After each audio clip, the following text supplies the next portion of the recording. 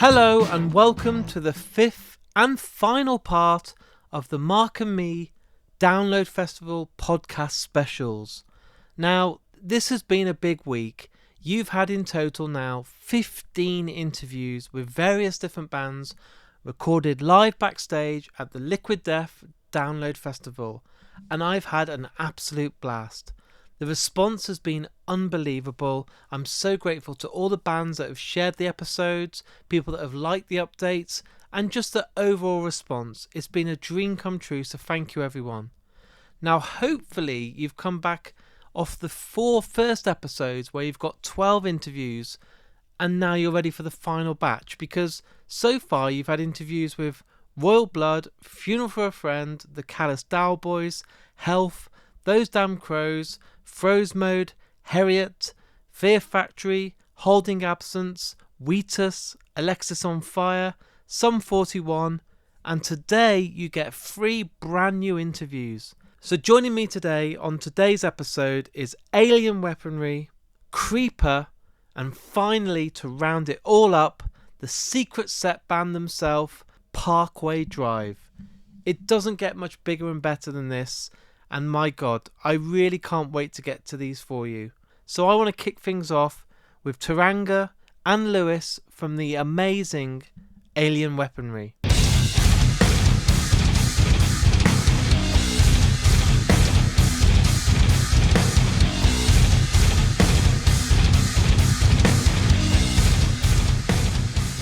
It's day 3 of the Mark and Me podcast live at Download Festival, and I'm here with Alien Weaponry. And what I first want to say to you all is welcome to the Mark and Me podcast.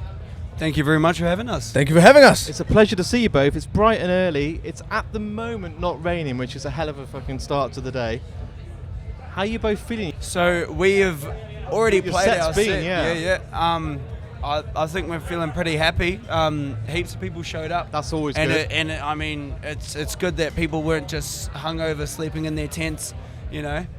Yeah, it was a good start to the day, really, because we had a big, long drive yesterday. We came all the way from the Czech Republic, which was like 25 hours of driving, and we were supposed to get on the ferry at Calais, and we missed the ferry, and so we took the 1:30 a.m. ferry and then drove straight from the ferry to here, got here at like some weird early hour, and we're like, God, this is going to be a hell of a day. And then they were like, oh, actually, the weather's been so bad, we'll push the doors. So I think that kind of, put a bit of a chill on the rush, the morning rush that we were having, and then had a great set, and now we're done for the day. So they don't make it easy, do they, when you have a delay, and that's a hell of a lot of miles you've done on your journey just to even get here.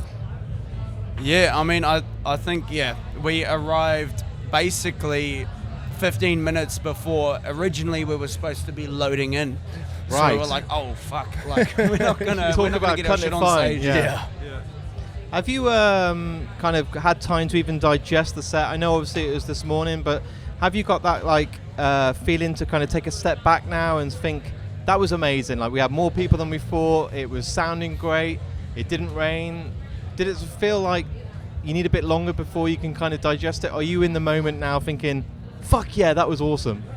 Yeah, for me it kicks in pretty quick. The minute we walk on stage, and there's that interesting moment, particularly at festivals, because during the changeover period, people go away, they go to the toilet, they get food, or they're moving from another stage, and today, because of the weird door change with the door time, the band before us, unfortunately, I think went on stage before they'd even actually opened the doors. So when we were watching them, we were like, "Ooh, man, it's quite quiet out there." Cool. And then all of a sudden, we go back and we, getting ready, putting our shoes on, putting our gear on, and then turn around and walk out on stage, and all of a sudden, everybody's there, and that feeling is warm. Oh, and it's always a great feeling, and we've had it happen a few times, and from that point on, that adrenaline just kicks in. We only had 25 minutes today, so it was like a thunder set. It was like no talking, smash out as many songs as we can with as much energy as we can.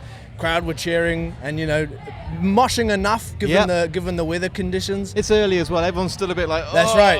That's always the thing on the Sunday. It's like, how many people even want to get up at this time? So we were probably extra lucky they pushed that time an hour back, but it was great. Do you guys, when you're at a festival like this, get time to now kind of, you just said you're done for the day, but do you actually get to go and enjoy other bands? Do you get to put the like instruments down, know they're shut away and go, let's go and see some fucking awesome bands? Well, today's a good one for us because our next show is not tomorrow but the day after, and it's happening in London, so Right. it's like pretty short drive. And like, I mean, for example, the festival that we came from in the Czech Republic, it's like play the show, shower, get the fuck out of there as quick as we can, because then, you know, we're trying to make it to download on time for load-in.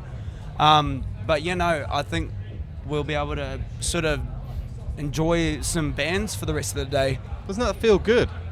Yeah, it's awesome, you know, and sometimes when you're really lucky and the scheduling lines up, you know, like your personal schedule, like, you know, when you've got to do the press and you've got to do the stage show and you've got to help pack up and you've got to shower and have lunch or whatever, and when you're really lucky, the bands that you really want to see just happen to be playing either after you or like in a few hours after you are needed. And today, I think, we should have some good time. Is there any bands on the list that you can tell me about that you are really eager to see this weekend? I've never seen Avenged Sevenfold. They were one of the bands that, like, when I was younger, as a teenager in high school, like learning guitar for the first time, you know, Sinister Gates was one of those guitarists for me that was like monumental in my guitar playing. Not that I play guitar in this band, but in general. Yeah, in general. Yeah. And so I have never seen them. I don't know how often not many bands find their way all the way down to New Zealand. You know, like we're one of those countries that. There's so many bands Everyone I've seen. Australia, and then they're like, skip you guys. They just say, all right, we're going It's close home. enough. Yeah. So that's definitely one band that I'm looking forward to seeing. I don't know if they're playing. I mean, I don't know if they've already played, but I know the Prodigy are playing Download. I'm not sure if it's today, but I really want to catch their set. I don't think they're playing. If they are, that's secret news, and that would be absolutely amazing. Oh shit! Well, maybe I need to update my brain, but I'll definitely go check out. If they are playing, that's the top secret. I'm definitely going to check out Machine Head because. Oh yeah. Partially because I want to see them, but also partially because my guitar tech keeps giving me shit for still running on cabs. He's like, why aren't you on fucking Quad Cortex?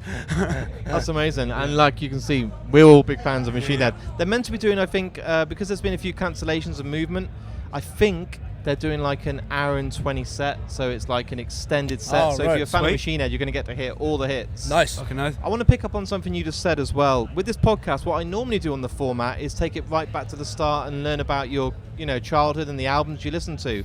And you were talking about what influenced you and made you want to pick up a guitar. Let's run with that, because I'm really intrigued with both of you, the first albums that you remember buying that might kind of made you want to either pick up a guitar or pick up a mic or pick up some drumsticks. Do you remember those first albums? Lamb of God, Sacrament. Oh, for man. sure. Scott's face is lighting up right now, like, unbelievable. Like, for me, like, they're just that one all-time favorite band. Yeah. Like, I mean, any Lamb of God, but Sacrament was the first album that I was like, oh, fuck, this is some, like, it was sort of like the stepping stone from, like, Pink Floyd and Metallica. Yep. And stuff that I used to really enjoy as well.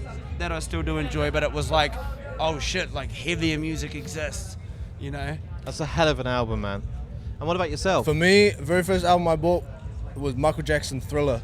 Untouchable, one of the biggest albums ever sold. And everyone's like, oh, that's not a heavy metal album, but one thing about Michael's music was the groove. Yeah. He had the most untouchable groove in music, and wow, I like to think we got some pretty groovy music ourselves, and so and the boys tend to like to take inspiration from genres outside of heavy metal, and that's important. You can like not have any limits. I think some bands are saying to me like, oh, I wouldn't listen to that, but it's like, well, it's still a good song, it's got some good lyrics, or it's got a good thing. And with Michael Jackson, one thing I've noticed, especially listening back now, I was an 80s kid, so I remember buying Bad on cassette, and I was like, it sounds like it was recorded last week. Like the production on Thriller especially is untouchable. Yes, exactly. Absolutely unbelievable. And a lot of those lessons you learn from his music and what makes it so popular, you can carry into any genre regardless of what it is, Exactly, man. I love that mindset. And what about live music? So do you remember that first gig? If it's embarrassing, and if it's something you don't tell everyone, let's hear it anyway. What's that first gig you went to? For me, it was El Divo. I don't know if anyone's familiar with El Divo. They are a trio opera. I was going to say, are they opera? Yeah, they're an opera trio. And they were the first live gig that I remember ever going to. I always loved the way that they harmonized, and 3-part harmony is one of our things in Alien Weaponry, you know, and it's one of the things that when I joined the band, I really enjoyed about the band was like, you know, you got all these heavy riffs and these groovy riffs and then these aggressive vocals, and then it kicks into these big melodic choruses with 3-part harmonies, and I was always like, oh man, it just sounds so massive, you know. And so El Divo was the first, to my memory, the first live concert I ever saw. But my first heavy concert was Slipknot and Lamb of God. Wow. They'd made it all the way to Auckland for some reason, and Lamb of God opened for Slipknot, and that was the first heavy concert I went to. And yourself? I remember for me, there was a festival that used to happen, doesn't happen anymore, but there used to be a festival called Westfest. Okay. That was like the heavy metal festival of New Zealand, but that flopped because it sort of relied on an Australian festival, and that one flopped as well. But Okay. I saw Lamb of God there. I saw Soundgarden there before Chris Cornell died, which I'm super fucking grateful for. I never got to see Soundgarden. Yeah. That was a buzzy one. Judas Priest I saw there. I think I don't think I got to see them, but our bassist got really into Animals as Leaders after that, and I've since gotten really into Animals as Leaders from our bassist. Yeah. Yeah. That's some incredible foundations, my friend. Yeah. My final question for you guys today is, what I do on this podcast to make it as original as I can is the guests that's come on get to choose the last song that's played. So when the interview's all edited and ready for the world to listen to, you both get to choose a song by any band. Maybe it's a band we've talked about today, maybe it's a band that you're going to surprise me with, but a snippet will play on the download special that you've both chosen. I'm putting you on the spot, I'm an arsehole, I get it. I would vote for Allah Mai by a band called Shepherd's Reign. I have never heard this band. Yeah, so if anyone likes Alien Weaponry, Shepherd's Reign are a 4, 5, I never remember how many members, but they are in a similar vein, but they sing in the Samoan language. So like they're in the realm of the Polynesian heavy metal band like we are, but they all do it representing Samoa instead of New Zealand. So Alamai, Alamai by I love it when I Shepherd's get Reign. I love it when I get a new band that I've never heard before. Some people are like the Beatles, Rolling Stones. I'm like, that's great, they're massive bands. But now I'm going to like go on this like journey this week, editing the episode. I'll listen to it and I'll be like, okay, I've just discovered a new band. Yeah, awesome band. Definitely check them out. I can see your brain ticking. You're like, what do I pick? I hate picking favorites. It's one of my least favorite things. And then when you walk off, you'll be like, oh fuck, I didn't pick this. Stranger? You know what? Kupinga by Strangely Arousing. They're also a New Zealand band. Yeah. Not metal. Well, they did have a metal band for a little bit, but they're more like ska reggae. But that's a song that they won Smoke Free Pacifica Beats with. Also a competition that we did and eventually won back home in New Zealand. So yeah. Yeah, that was the song that inspired the band to start singing in Māori in the first place, right? Yep. That's amazing. Guys, thank you for your time and coming on the show. I'm glad your set went really well. I hope you get to enjoy some incredible music tonight, and if the Prodigy are playing, that was going to blow my mind, but they're probably not. I'm usually incorrect when I'm like, I'm pretty sure they're playing at this festival, but like I need to do more research on my shit. Amazing, guys. Thank you so much. Awesome, man. Thank you so much. Sweet as, bro.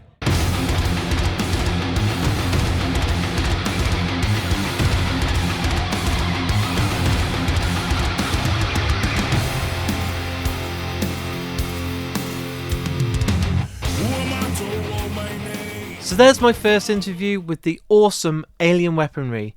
Now I actually can't claim and sit here to be the world's biggest fan of that band because I only just discovered them because of Download.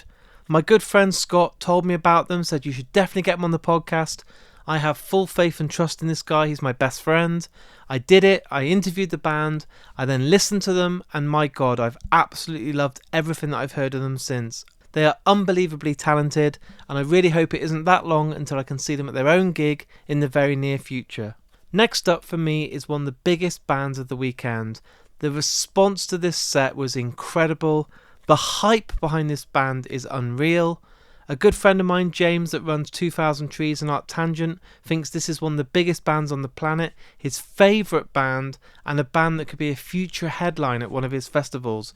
They really are the real deal, and I'm absolutely thrilled to bring this interview with Will from Creeper to you all right now. Love and pain are one and the same. Gone for me it down, take aim. Love and pain are one and the same. Will, welcome to the Mark and Me podcast. Thank you, Mark. It's nice to be here. How is your festival going? It's going great, you know. Like, we arrived yesterday, it was really wet, and today it's very sunny. It's a massive contrast. I don't know how to predict this weather. You know, it's bizarre, isn't it? It is absolutely insane. But welcome to the Mark and Me podcast. And what I do on this episode with all guests, I love to take it right back to the very start. So I'm really intrigued when you were growing up, that first album that you remember buying, maybe with your pocket money, or your family maybe gave you a CD or something. But you remember listening to that album and just falling in love with music. Yeah, I remember buying Master Reality by Black Sabbath. Yeah. Because my neighbor had Black Sabbath. Yeah. And I went to a place called Reflex Records. It was near where I lived. It was one of those, but back in the, do you remember when there was loads of CD stores everywhere before? Back in the day. Before the bad days, the bad times. And I loved it so much, it became very personal to me. I think that happens to everybody. It's the magic of owning physical music. And but like looking through the lyric booklet and kind of feel like you had something tangible that kind of related to the band. I say this to every person, how much I used to enjoy reading the lyrics, the photos, smelling that paper that was made for CDs. I'm really enjoying the fact that maybe if I spent £12, I would then have to justify to myself I'd spent hard-earned money, like pocket money for doing a paper round. I need to love this album. So even if it's not a great album, I would listen and listen and listen. Early Silverchair records, Bush, Green Day, I would absolutely absorb it because I'd spent my money and it had to be a sacrifice. 100%. Like I remember buying records, buying a few at a time, buying 3 records, and then having like I was like going to get my money's worth out of this. Of course. And you're going to digest it in a way that you maybe don't do so much these days. Yeah. Like for better or for worse, but probably for worse. But in terms of having something that you really, really care about, and also with a lot of punk records, it was going through the bands they thanked and finding more bands that they. So say you were buying. I remember buying Good Morning by Alkaline Trio. Yeah. And going like that sort of thing, going through the thanks list and going, oh, so who are they thanked? Who what's like this? What can I find? There was no Spotify suggests. It was hard work that you'd have to go and find out. And that's incredible because you listen to these bands like Alkaline Trio and then they recommend Thrice or they recommend Jimmy Eat World, and then it's like, you've helped me fall in love with my next big love. Well, you develop your palette that way too, exactly. and what you care about musically. I think that these days it's a bit of a lost art. You know, sending away for a CD on you know, when like drive-through records used to do those, they come with a little kind of mailer or whatever inside, and you had to send off for the records as well.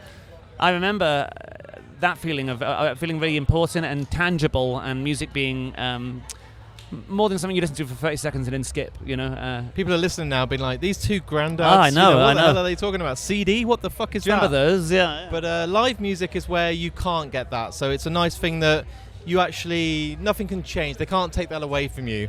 And I love the fact that live music can affect people in so many different ways. What I'm really intrigued, your first major gig that you went to where you thought to yourself, I want to do that. Like, I don't want to go and work in an office. I want to be that guy on stage. Well, I never really had that experience because I never saw myself as a musician when I was younger. I saw myself as a fan of music. No. Wow. I saw myself. The first gig I ever went to was in 2001, and it was the Ozfest in Donington Park, and it was headlined by Black Sabbath with Tony Iommi. I was there. You were there as well. Foo Fighters, Tool, Sabbath. So it was, if I remember, Slipknot, Sabbath. They had Disturbed, Amen, and all that. There was Cold Chamber on the smaller stage. Cold Chamber as well. And the first time I came here was the year after. When they had it was Ozzy headlining and Cradle of Filth played. And, But I never saw myself as a confident enough person to find a band when I was younger. It was just not the way I was really. I had a really bad stutter when I was younger, and I just never saw myself doing it. I kind of fell into through love of listening and love of being a listener and somebody who digested music.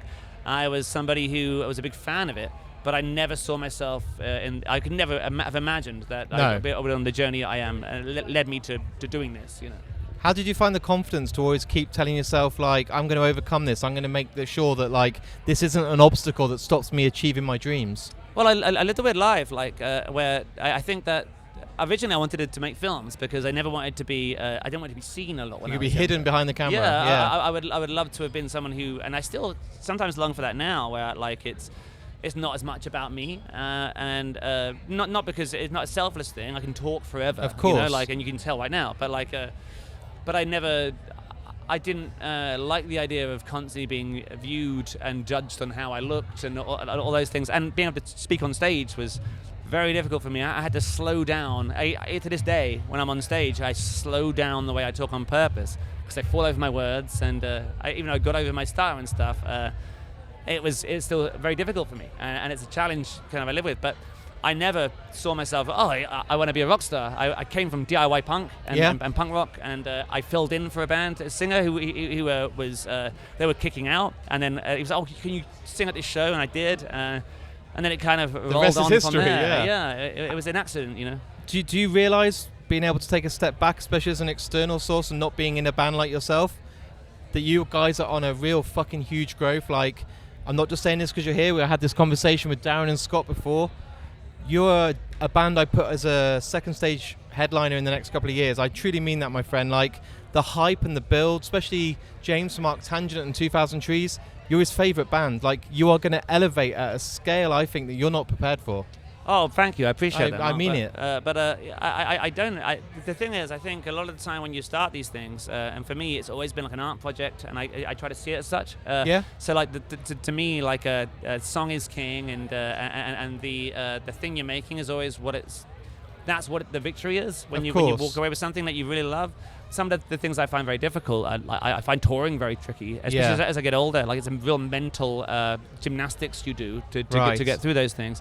But I really appreciate that, and every time everything like today, like when everything's gone well, and you walk away from it, you can go, I'm really proud. Me and my friends have managed to do that, but I never had. There's no goal. There's no end goal, you know. Like, and I one of the weird things I found, being in this industry for the time I have, is that there's a lot of kind of a blueprint that people follow, and that people are looking to become different intentions maybe than I did, and that's not bad or good. It's just kind of the nature of the way people are. For me, I've always thought the best records are things that really resonate with me. Of course, are things that have been fretted over and really cared about, and that's kind of where I come from. Like, that's kind of the way I approach it. Everything else is a real bonus, you know. So with no expectations and no kind of goals, and you're on this path that's probably met your expectations already. You're like way above. Yeah, it's crazy. Yeah. What's the finishing line look like for you? There isn't one. Not at all. I think it ends when we run out of ideas, and or life becomes too much in the way. You know? And I think to me that feels very natural, and it feels very I've always been a student of kind of art, really, with that stuff, and I kind of see it as that. Like, I kind of see it as an art project. I would love Creeper to do great. Of course I would. I root for us, of course, but I'm not betting against myself. But at the same time, I think the most important thing to keep in focus, the way all the best bands ruin their band, is when they stop thinking about what they're making and start thinking about making it. And that's not me. Like, I never found that. Like, that doesn't resonate with me. Dude, I've genuinely, I'm just saying this now, I've done 357 episodes. I want to talk to you for 2 hours. I'm like, I'm looking here, I'm like, you inspire me. I'm talking to you and I'm like, you're so fucking sincere and so real. And I do interviews all day, and I sometimes think, and it's not a disrespect to other bands, but sometimes they say the things that the audience want to hear. You're so fucking to the point and saying how it is. It's fucking really rare, man. It's like, it feels emotional because you're so just in the moment, and I think a lot of bands lose touch of that. And I wonder now, like, with yourself, you started out wanting to hide from it, and now you're in the limelight. I think this will open doors for you to now go back on yourself and do your films, do short movies, do directing, because you'll have the ideas and the contacts and the path that you've built to just kind of elevate that. I can see you doing your own film, a short story. Well, it's been, like when I was younger, I used to write these little musicals. When I was really young, and I've written another one recently. Like, it just something I've been working on, kind of in the shadows a little bit. But the thing about Creeper is it kind of it allows me to do some of those things in a different way. There's a big Creeper's so much more than 6 people. There's my girlfriend who originally came in before we were together as an actress in a music video, like concept record we were making. She's been with us since the start, and she does all the makeup for the dancers and everything. But we have Harry, who does our photos. He's a visual artist more than a photographer. You know, like there's a lot of people around us, and we try to operate Creeper in a similar sort of way, where it's more than just one guy living. I don't want to use the word brand, because I hate the word brand, because it makes me think of like Adidas and Nike and all this with like, but you're like this product of a huge scale. So the artwork is very, that's Creeper. The stage setup, the lighting, everything that comes with it is part of it. Like you see with Tool, like you see with bands like Metallica now, you associate it as not just a band, but the imagery, the posters, everything else. And I think with your creativity and the way your mind works, and there is no kind of top of the roof for you to hit, you could go to fucking anywhere you want now. And that's always been the fun of it, is that like it kind of it rolls on and on. Where like in the past we made 3 very different albums that were very different, and like at the time when we first changed sound drastically, it was very polarizing. Yeah. But all the fun of it is keeping people guessing and doing your own thing and owning your creativity and being an artist to a ruthless degree, you know. Yeah. And so a lot of the stuff for us it's kind of like it's fun knowing that it's limitless in terms of creativity. I don't ever really think about the career ramifications, because it's really not that interesting to me. Like when we started, I found ways to make money, like doing sales or whatever. Of course, yeah. But like I would much rather keep it something pure and something that I'm proud of, rather than just go, okay, so how can this reach the next step? You know, and that's really not for me to say, and it's not the artist's place. It's disgusting almost, you know, to think of it that way. For me, it's about keeping what I'm doing the most close to my chest as I can, you know. We've got literally 1 minute left. What I want to say now is please fucking come back on this podcast for an hour and talk, because I just want to get into your brain and talk more and more. But what I do to end this episode is I ask the guest to choose a song. You can have any song in the world that means a lot to you, but after our interview's done today, Mark and me with Creeper, there's a song played. I'm putting you on the spot. What's a song that means a lot to you personally that you want to be played? The song Treaty by Leonard Cohen. Oh my God, Leonard Cohen is the poet. Yeah, he's the best. And he spent so long writing his lyrics all the time. Yeah. Fretting over them, and it took years and years to produce. But I think the reprise on You Want It Darker of Treaty, I think, is like one of the most beautiful things I've ever heard. So I choose that. Man, I'm so grateful for you for coming on, and I genuinely absolutely love this, and I'm so like, I just want to talk more. So let's make it happen, okay? Yeah, I would love that. Thank you, sir. Thank you. Thank you, Mark. Ah, they're dancing in the street, it's Jubilee. We sold ourselves for love, but now we're free. I'm so sorry for that ghost I made you be. Only one of us was real, and that was me. Wow. I did tell you that he's great. I absolutely fell in love with Will. He is such a great guy, so intelligent, like on another level. I was blown away by this interview, and I really can't wait to get him back on. I can't wait to see the band play again live soon. They're just going to be the biggest thing on the planet soon, and it's unbelievable, and they fully deserve it. I can't wait. Now, to be the final band on this series of 5 specials needs to be a big one. And this band, wow, they did a secret set on the Dog 2 stage at Download. It's the amazing Parkway Drive. What a band. Winston has been on the podcast before. One of the greatest frontmen, I think, in music. Easily one of the best singers. Just unbelievable. This guy has so much energy. I love him, and I'm so grateful to Emma from the amazing Public City for making this happen. It hadn't been long since he had done the set. He was absolutely buzzing, and I'm still pinching myself now that this interview happened. So let's get straight to it. Here's me and Winston from Parkway Drive talking all things Download Festival.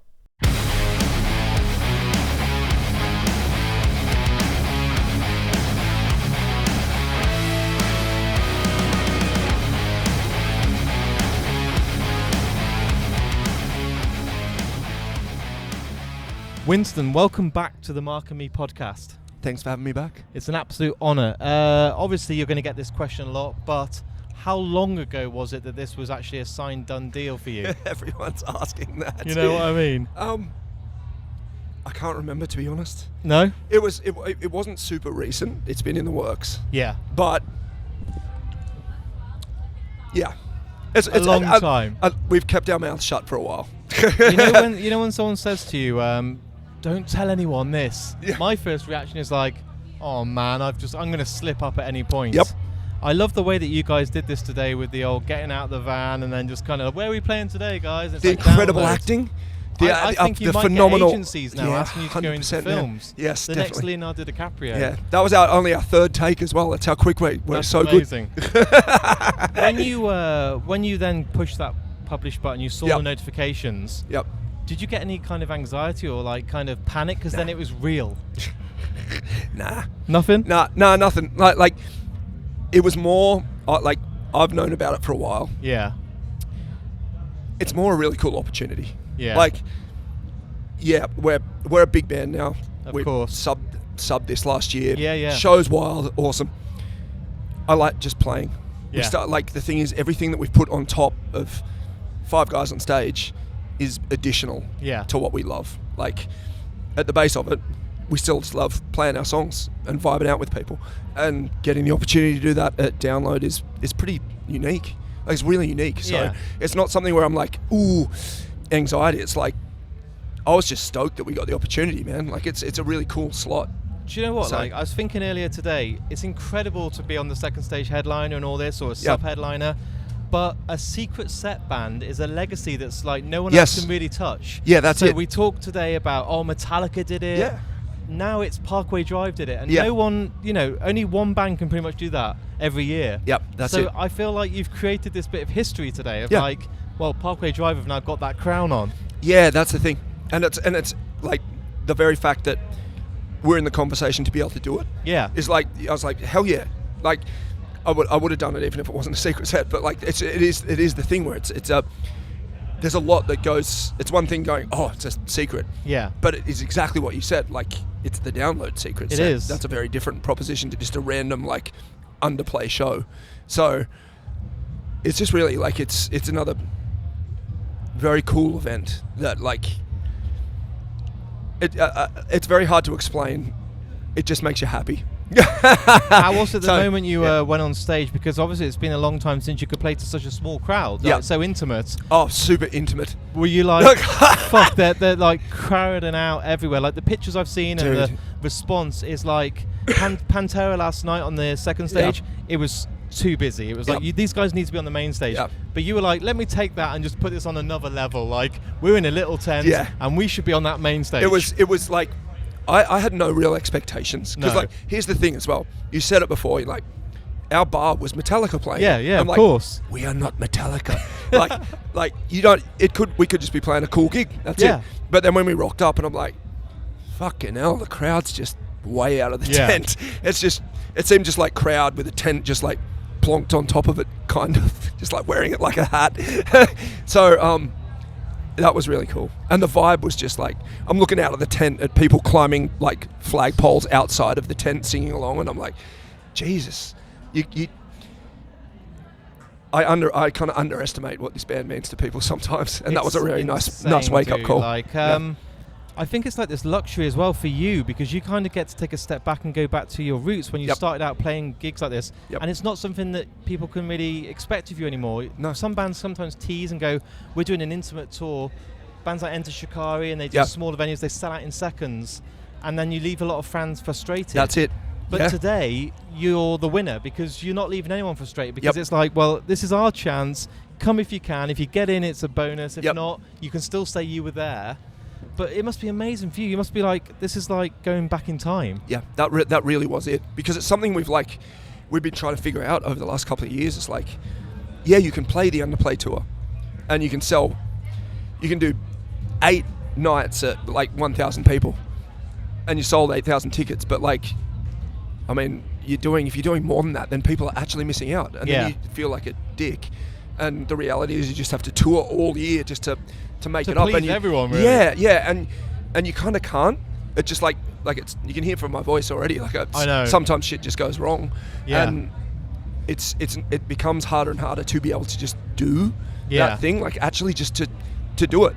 So it was like the perfect kind of recipe.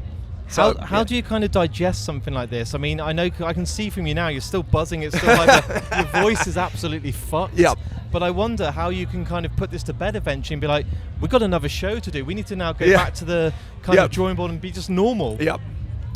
You just ride the high while you can. That's the thing. You do that with every show. Yeah. It's just a unique one today as well, because it's like, it really did exceed my expectations. Yeah. In a way that makes me feel like it fills your cup.